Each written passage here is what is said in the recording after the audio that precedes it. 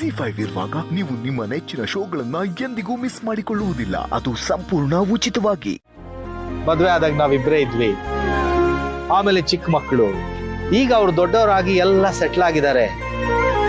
ಇದನ್ನೆಲ್ಲ ನೋಡಿದ್ರೆ ಕಾಲ ಬಹಳ ಬೇಗ ಓಡ್ತಾ ಇದೆ ಅಂತ ಅನ್ಸಲ್ವಾ?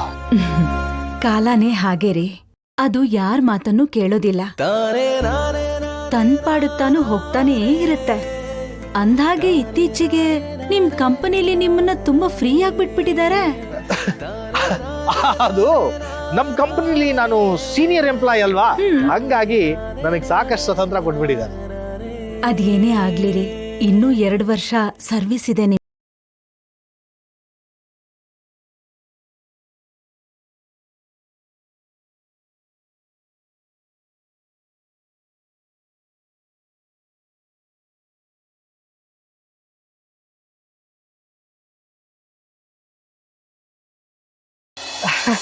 ಏನಪ್ಪ ಈ ಕಡೆ ಹೋಗ್ತಾ ಇದೀಯಾ? ಏನ್ ಲಕ್ಷ್ಮತೆ, ಗಂಡ ಹೆಂಡತಿ ಇಬ್ರು ಜೊತೆಯಲ್ಲಿ ಎಲ್ಗೋ ಸವಾರಿ ಹೊಂಟಂಗದೆ. ಏನೋ ಇಬ್ಬರೇ ಸಿನಿಮಾಗೆ ಹೋಗ್ತಿದ್ರಾ? ಹಾ, ಸಿನಿಮಾ ನೋಡೋ ಟೈಮ್ ಇದು. ಇಲ್ಲಪ್ಪ, ದೇವಸ್ಥಾನಕ್ಕೆ ಹೋಗಿ ಬರ್ತಾ ಇದೀವಿ. ದೇವಸ್ಥಾನಕ್ಕ? ಏನ್ ವಿಷಯ ಲಕ್ಷ್ಮತೆ? ಅದು ನಮ್ ಭಾವನಂಗೆ ಒಂದ್ ಒಳ್ಳೆ ಜಾತಕ ಬಂದಿದ್ಯಪ್ಪ. ಅದನ್ ತೋರ್ಸೋಕೆ ಶಾಸ್ತ್ರಿಗಳತ್ರ ಹೋಗಿದ್ವಿಯಪ್ಪ. ಶಾಸ್ತ್ರಿಗಳು ಏನ್ ಹೇಳಿದ್ರು ಲಕ್ಷ್ಮತೆ? ಇಬ್ಬರ ಜಾತಕನೂ ತುಂಬಾ ಹೊಂದಿಕೆ ಆಗತ್ತೆ ಅಂದ್ರು. ಇಬ್ಬರಿಗೂ ಮದ್ವೆ ಮಾಡಿದ್ರೆ ಇಬ್ರು ತುಂಬಾ ಖುಷಿಯಾಗಿರ್ತಾರೆ ಅಂತ ಹೇಳಿದ್ರು. ಅದಕ್ಕೆ ನಾವು ಮನೆಗ್ ಹೋಗಿ ಎಲ್ರ ಹತ್ರನೂ ಮಾತಾಡ್ಬೇಕು. ಆಮೇಲೆ ಗಂಡಿನ ಕಡೆಯವ್ರನ್ನ ಬರಕ್ ಹೇಳ್ಬೇಕಪ್ಪ. ಸರಿ, ನನ್ನ ಬರ್ತೀನಿ ಲಕ್ಷ್ಮತೆ. ಸಿದ್ದು, ಮನೆಗೆ ಬಂದು ಹೋಗಪ್ಪ. ಇಲ್ಲ ಪರವಾಗಿಲ್ಲ, ನಂಗೊಸಿ ಕೆಲಸ ಇದೆ, ನಾನು ಹೋಗ್ಬೇಕು. ಆಮೇಲೆ ಬಾಸಿದ್ದು ಹುಷಾರು.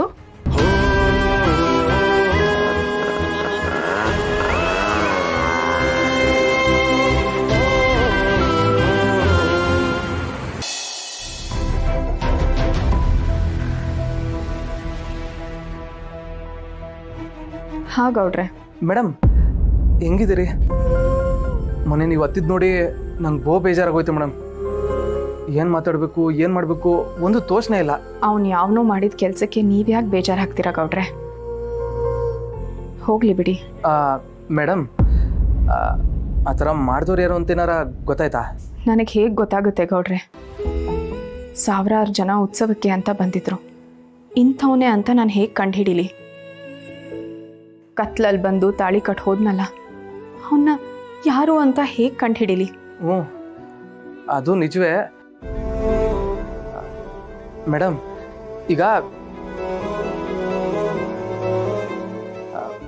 ನಿಮಗೆ ತಾಳಿ ಕಟ್ಬಿಟ್ಟವ್ರೆ, ಅವ್ರು ಯಾರು ಅನ್ನೋದು ನಿಮಗೆ ಗೊತ್ತಿಲ್ಲ.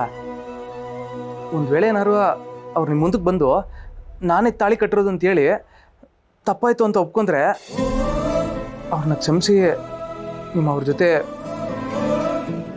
ಬದುಕ್ತೀರಾ ಮೇಡಮ್? ZEE5 ಆಪ್ ಡೌನ್ಲೋಡ್ ಮಾಡಿ ಎಲ್ಲಾ ಸಂಚಿಕೆಗಳನ್ನು ಸಂಪೂರ್ಣ ಉಚಿತವಾಗಿ ನೋಡಿ.